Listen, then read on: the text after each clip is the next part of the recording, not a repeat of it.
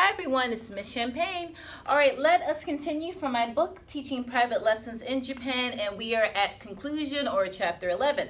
Now, the first thing we talked about in chapter 1 was the different type of teachers in Japan. Number 2, what are private lessons? We discussed that.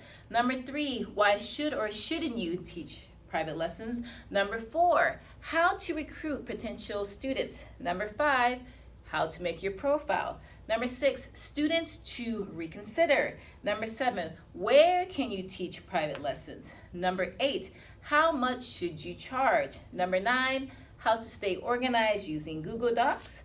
Number 10, what to teach. And these can be your own materials or somebody else's materials until you are ready.